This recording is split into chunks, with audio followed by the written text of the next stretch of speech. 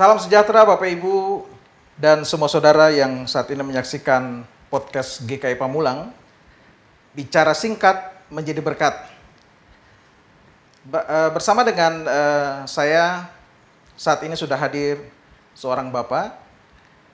Namun sebelumnya saya ingin menyampaikan bahwa podcast GKI Pamulang kali ini diselenggarakan oleh Panitia Natal GKI Pamulang dalam kerinduan untuk melihat dan menyampaikan kepada Bapak Ibu semua di rumah bagaimana saat kita merayakan Natal di tengah-tengah kondisi pandemi saat ini.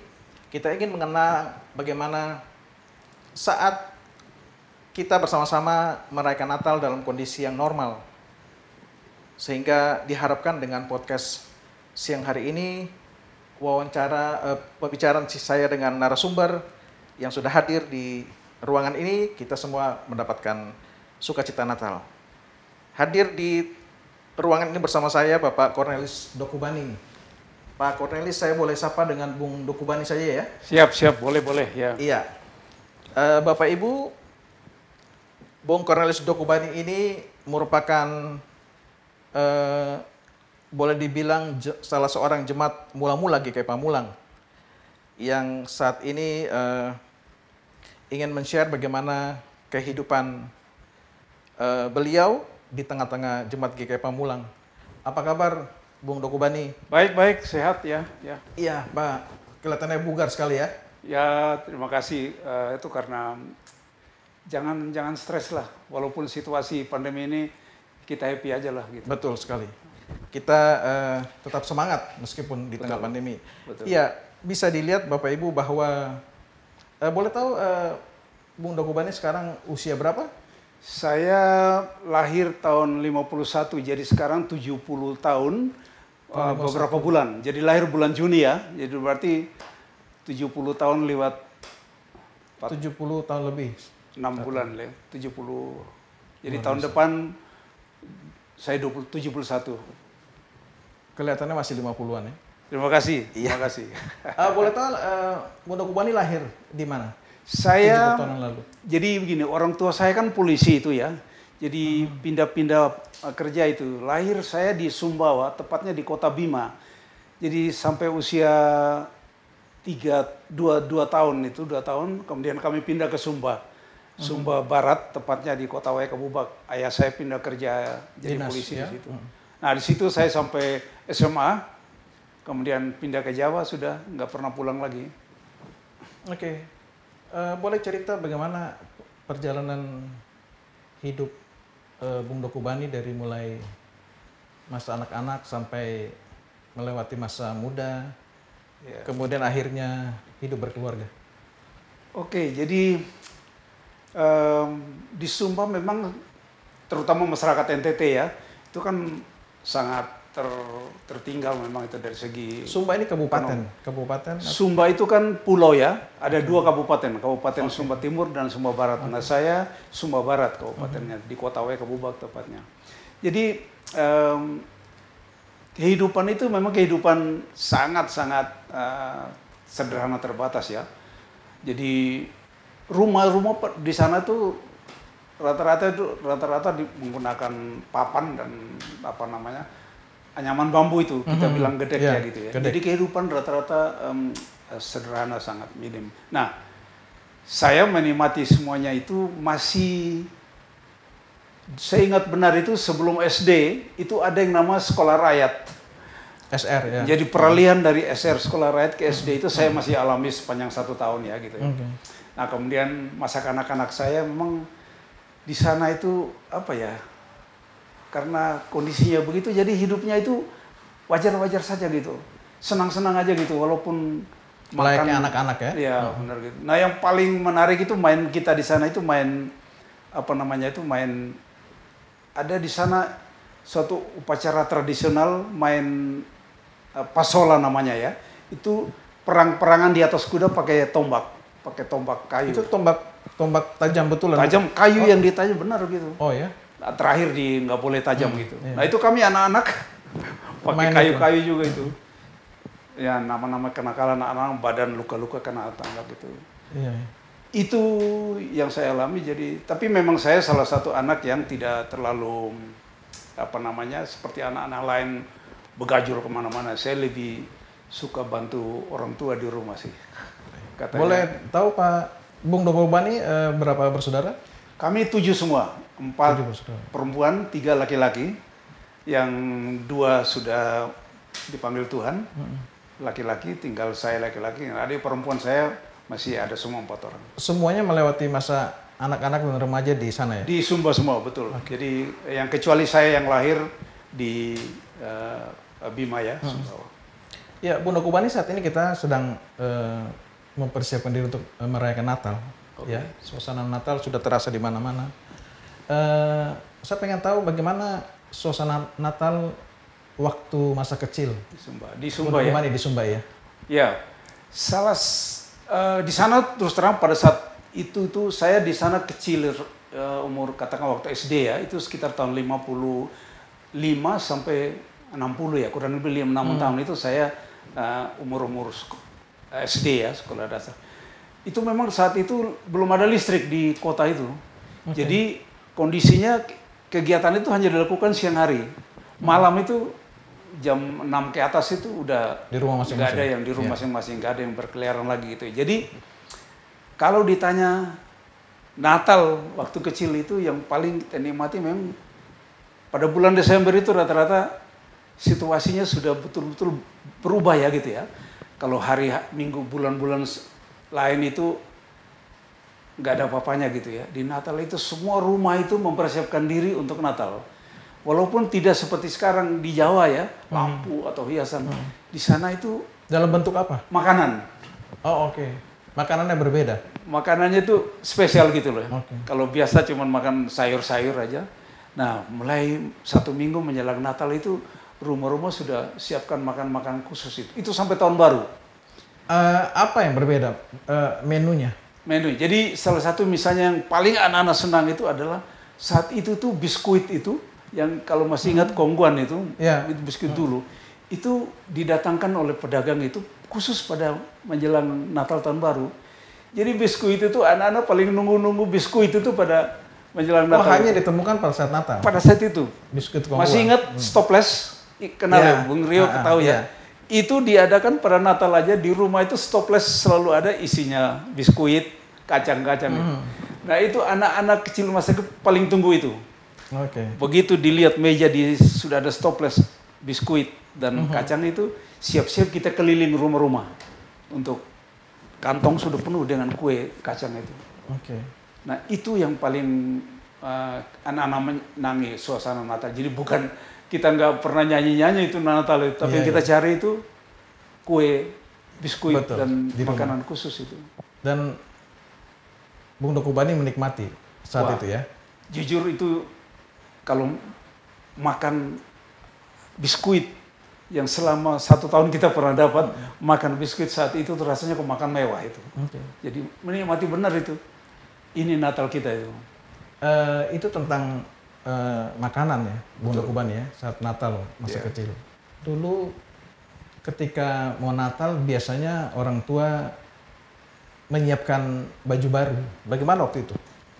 Jujur, kalau di keluarga saya hampir sebagian besar juga keluarga. Kalau di Sumba itu bicara baju baru enggak ada.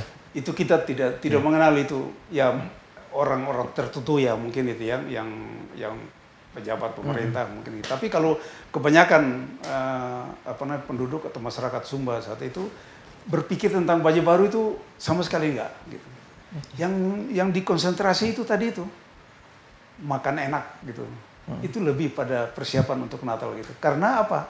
Pada saat Natal itu dikunjungi oleh keluarga, tetangga dan sebagainya itu. Dan itu kalau kita tidak siapkan makan di rumah itu rasanya kok malu gitu. Justru kalau bicara baju enggak. Saat berkumpul itu yang lebih penting. Betul. Ya? Lebih sama sekali nggak diperduli. Saya waktu SD Raja kan nggak pernah pakai sendal kaki telanjang semua itu, celana pendek itu, nggak perlu mau bajunya sobek-sobek, kita jalan itu selamat Natal itu. Gitu. Jadi tidak konsentrasi bukan ke arah yang mewah-mewah gitu, tapi lebih banyak kepada hura-hura soal makan gitu. Dan kumpul-kumpul. Dan kumpul-kumpul.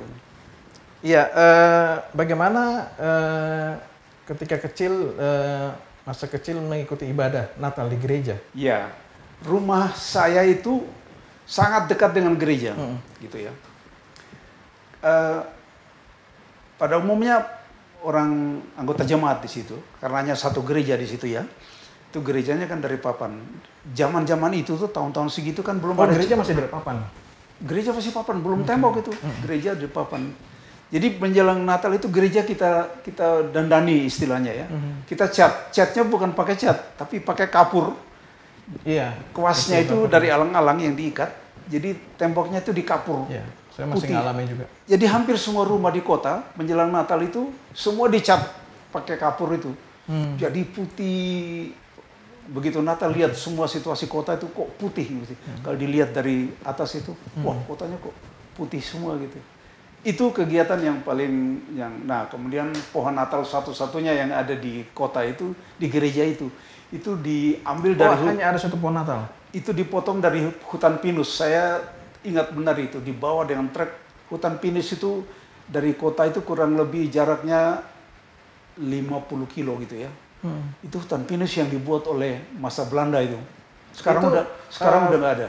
Pohon pinus itu diambil sendiri oleh warga di situ. Jadi kita datang ke sana, anggota jemaat naik truk itu, potong tingginya itu setinggi rumah itu ya, gitu, besar gitu. Itu dibawa ke gereja. Jadi dan itu dihias. Hiasannya bukan pakai bola-bola seperti sekarang ini nggak ada. Hiasannya itu digunting. Kalau masih ingat kertas warna ya. Ya, kertas warna itu digunting, dibikin lonceng. Kertas minyak itu ya? Nah, kertas minyak. Dibikin lonceng, dibikin bola-bola semua itu digantung. Dan saljunya itu dibikin dari kapas. Oh, kapas. Iya. Itu satu-satunya pohon Natal yang ada di gereja. Dan semua anggota jemaat konsentrasinya di tanggal 24 itu untuk hias gereja, untuk bikin. Pasti indah ya? Nah, gerejanya di sana kan nggak seperti nanti kita misalnya malam Natal. Nggak ada di sana karena listrik nggak ada kan. Jadi semua ibadah itu, semua kegiatan dilakukan siang hari. Ya. Jadi malam Natal nggak ada. Yang ada itu hanya Natal, ibadah Natal itu mulai pagi itu. Ibadah Natal pagi dan sore gitu. Iya. Jadi Bapak Ibu, perayaan Natal saat itu, suasana Natal saat itu tidak ada tidak ada baju baru. Iya. Gereja juga dari papan. Musik hingar-bingar nggak ada lagi. Kita hanya dengar itu lagu Natal itu dari radio Australia. Satu-satunya sumber suara hiburan itu dari radio karena belum ada dulu namanya. Oh, di Sumba ketangkap ya itunya. Ketangkap itu karena dekat kan Sumba dengan Australia kan. Hanya itu, nggak ada tape recorder, nggak ada, jadi kita nggak pernah dengar itu lagu-lagu Natal. Kita dengarnya itu lagu-lagu Barat itu dari radio Australia. Jadi lagu-lagu Natal juga bisa didengar dari itu. Saya ingat benar itu. Lagu-lagu Natal juga bisa didengar dari radio Australia. Jadi pas lagi Natal itu radio Australia bukan dengar lagu-lagu Natal, White Christmas. Saya ingat benar itu lagu-lagu Malam Kudusnya itu dari kita tahu itu. Lagu-lagu Natal bahasa Indonesianya itu kita tahu terakhir itu. Betapa kuatnya radio saat itu ya? Radio satu-satunya hiburan itu. Oke. Ya, selain Bunda Kubani, selain momen Natal masa kecil, kira-kira ada momen lain yang berkesan selain masa kecil itu yang saat Natal? Ya, terus terang jujur kalau waktu setelah saya berada di Jawa ya, setelah SMA kan saya berada di Jawa. Itu kerinduan untuk Natal bersama orang tua itu tinggi sekali gitu.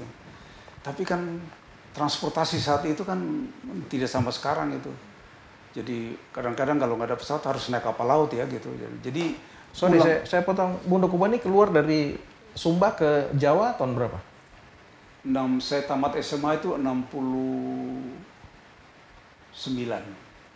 Jadi merayakan Natal sampai SMA masih di sana ya? Masih di sana gitu ya. Setelah itu sudah di Jawa. Nah, begitu ada di Jawa kuliah itu memang kerinduan untuk bahkan sampai menikah juga itu kerinduan berkumpul waktu orang tua masih ada ya. Kerinduan untuk berkumpul itu pulang itu tinggi sekali itu. Waduh, Natal tinggi. Nah, saya punya pengalaman satu yang menurut saya ini menarik sekali dan ini saya nggak pernah lupa gitu ya. Kan kita untuk tanggal 24 itu kita mau pulang rencana dengan istri kan, itu masih dengan anak itu. Yuk kita pulang Natal di kampung gitu. Udah persiapkan 1 tahun itu kan, segala macam oleh-oleh kita beli itu pulang. Di Bali kan harus transit itu. Ini pengalaman yang nggak pernah saya lupa. Tiba-tiba kita nggak boleh berangkat karena pesawat nggak ada. Di Jakarta atau di Di Bali? Bali ini, di Bali. Kita sudah di bandara ini, udah siap mau berangkat. Tiba-tiba ada panggilan, Pak Dokobani dipanggil. Saya dikasih tahu bahwa pesawat ke Sumba nggak ada, dibatalkan. Hari itu. Dan itu berarti kan kita harus 1 minggu lagi. Oh, karena pesawat hanya ada sekali seminggu. Oke. Gitu. Itu berarti kan sudah liwat Natal kan? Percuma iya. itu kan gitu. Nah di situ saya, waduh, campur aduk ya. Natal kok jadi malah ngamuk begitu ya. Saya marah besar gitu, saya ngamuk di bandara itu. Saya bilang saya tuntut, kalian tahu nggak? Natal bagi saya sudah saya persiapkan 1 tahun untuk pulang bersama keluarga ke kunjungi orang tua. Tapi kalian batalkan Natalan saya gitu. Sorry, itu tahun berapa? Saya nikah kan punya anak itu 84 ya. Berarti anak saya umur 5 tahun itu. Berarti kurang lebih 93 ya, tahun 93. Oke. Itu saya pulang. Itu wah saya marah-marah di bandara itu, ngamuk-ngamuk. Akhirnya mereka bilang, "Pak, sudah. Sabar ya, kita dibawa ke hotel dulu, nginap di hotel." Saya bilang, waduh ini nggak berangkat deh.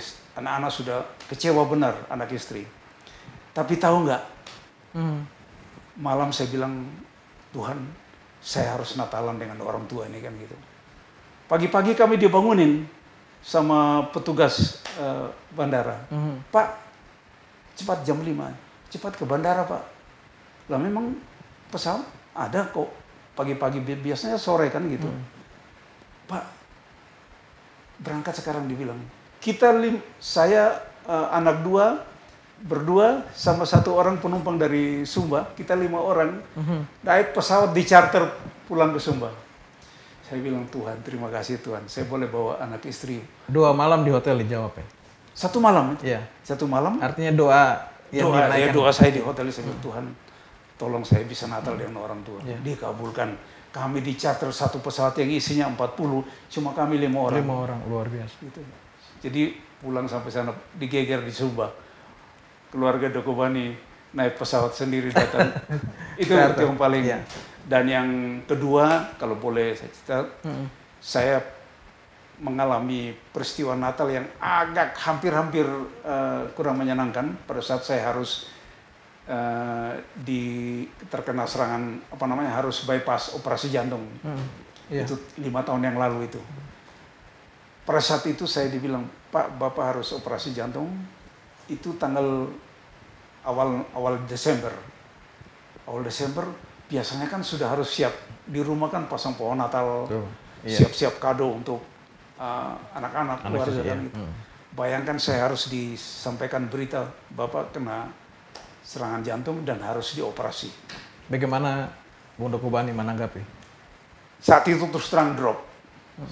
Saya harus membayangkan itu bahwa operasi jantung itu antara hidup mati. Itu yang saya tahu. Jadi saya pikir hidup saya, waduh saya gimana, udah nggak Natalan. Benar-benar saya drop. Jadi saat itu ada ketakutan mati? Sangat saya takut benar, takut mati. Saya kegiatan semua, saya minta menjadi majelis jemaat, saya bilang saya berhenti dulu, saya off semua. Di rumah itu, saya nggak tahu apa yang harus buat. Gitu. Tapi benar-benar, ya itu saya dibantu lagi. Saya betul-betul doa saya itu, Tuhan, saya nggak tahu apa yang saya harus lakukan.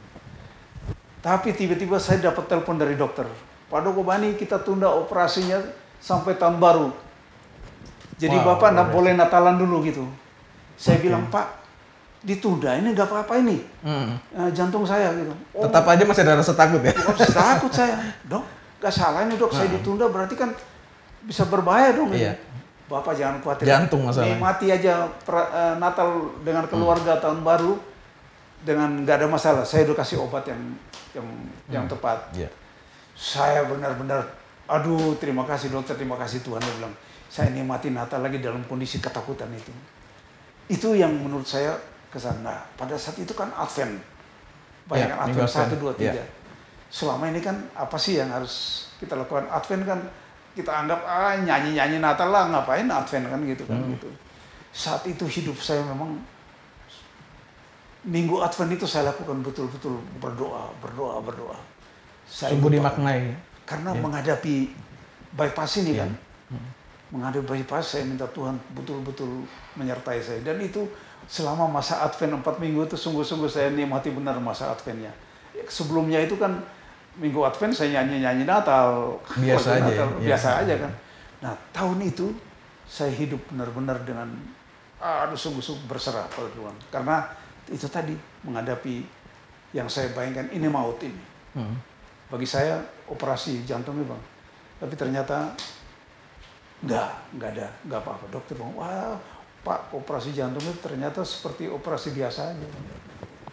Oke, apakah itu bisa dibilang momen itu bisa dibilang menjadi momen Natal yang menjadi titik balik Bung Dokobani mengalami suatu perubahan dalam mengenal Tuhan, dalam menyambut Tuhan dalam kondisi Natal? Ya, sebenarnya itu tepat ya, tapi bukan dalam arti mengenal Tuhan. Saya mengenal Tuhan sudah lama ya dari kecil karena orang tua Kristen. Tapi kehidupan saya benar-benar saya pasrahkan ya, saya rasakan penyertaan Tuhan itu saat itu tuh, saat bypass itu.